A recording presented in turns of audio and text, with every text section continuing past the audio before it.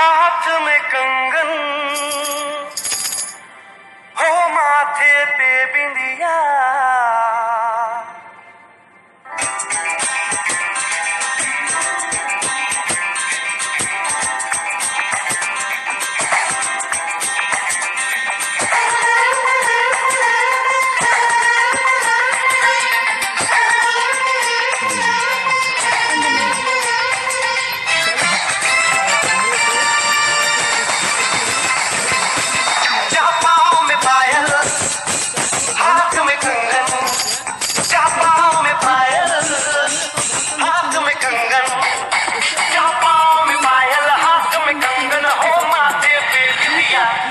It happens only in India. It happens only in India. जहाँ पाँव में पायल, हाथ में कंगन हो, माथे पे बिंदिया। It happens only in India. It happens only in India.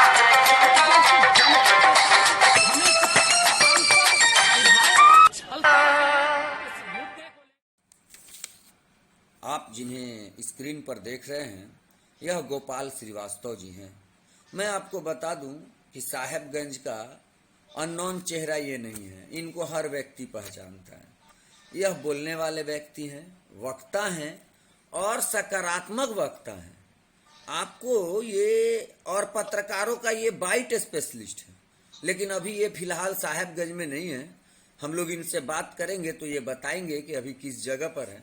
आपको बता दे, सामाजिक सोच वाले व्यक्तित्व हैं। सामाजिक सोच इनके अंदर से कभी नहीं जा सकता है, ये मेरा अपना अनुभव है।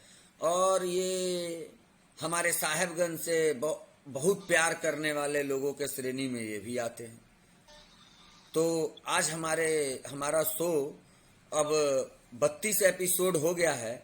वैसे में जब मैं पत्रकारिता पूरे जोश और जुनून के साथ करता था तो अमूनन महीना में 4 बार इनसे मैं बाइट लेने जाता ही था, या ये कहीं भेटा जाते थे तो हम लोग अपना स्टोरी भर इनसे पूछ लेते थे।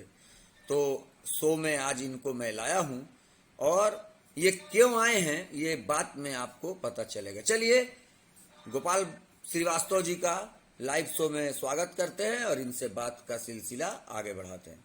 नमस्कार गोपाल भैया, कैसे हैं? नमस्कार। पहले तो आपको बहुत बहुत बधाई।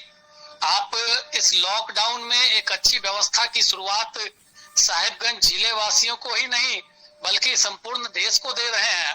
इसके लिए साधुवाद आपको। बहुत बहुत धन्यवाद भैया।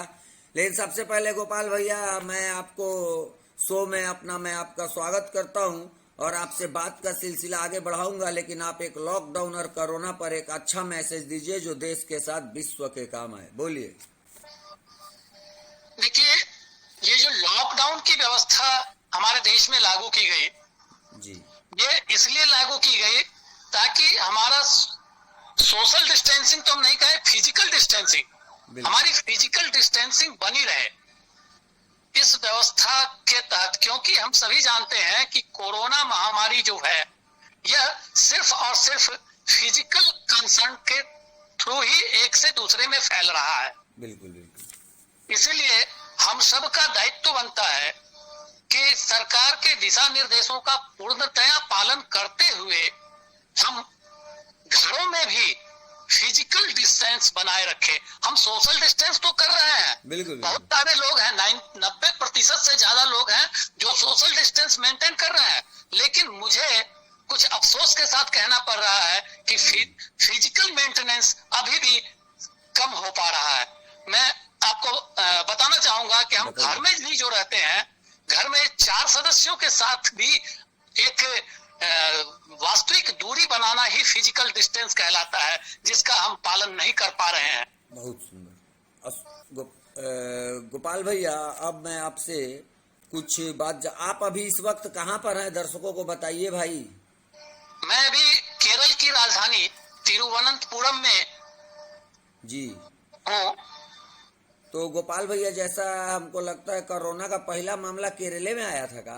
जी हाँ, कोरोना का पहला केस केरल में ही आया और आप सभी लोग समाचार चैनलों के माध्यम से देख पा रहे हैं जी जी। कि केरल कितना हद तक कोरोना को कंट्रोल करने में कामयाब रहा। जी अभी थोड़ा अप टू डेट, अगर आप वहाँ अखबार पढ़े होंगे तो आपके अभी कितना वहाँ पूरा केस है केरल में?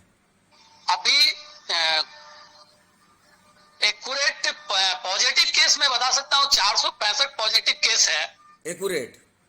हाँ, तब इसमें तो इस हिसाब से बहुत कंट्रोल है भैया। जब पहला मामला आया था, जी हाँ, पहला केस कोरोना का केरल से ही शुरुआत हुआ। इसकी सबसे बड़ी वजह है, जी बताइए। इसकी जो सबसे बड़ी वजह ये है, मैं यहाँ पर थोड़ा मैं समय लेना चाहूंगा। दो बात यहाँ महत्वपूर्ण है। आपका शो है, आप बोलिए। दो बात यहाँ महत्वपूर्ण है, देखने वाली बात है। सबसे बड़ी बात कि सरकारी व्यवस्था, बिल्कुल, और सरकारी व्यवस्था के साथ सहभागिता, जी जी, ये दो महत्वपूर्ण पहलू है केरल को कोरोना में के इस संक्रमण से नियंत्रित रखवाने में। बहुत अच्छा। मैं स्पष्ट कर दूं कि केरल में जो सरकार है, जिस पार्टी की, जिस दल की सरकार है, जी जी, और केंद्र में जिस दल की सरकार है, जी जी, अगर दोनों दल की बात करें तो वो दोनों दो ध्रुव कहलाते हैं। दोनों में कहीं भी, दोनों दलों का विचारधारा कहीं भी मिलता नहीं है।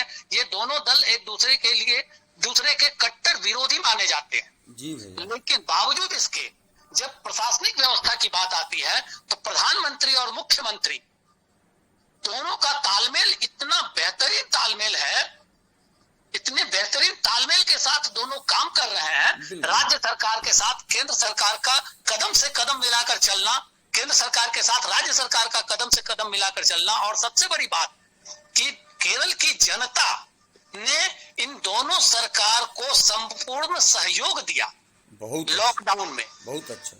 मैं यहाँ पर एक कंपनी से जुड़ा हुआ हूँ, हमारी एडवर्टाइजिंग कंपनी है। अच्छा अच्छा।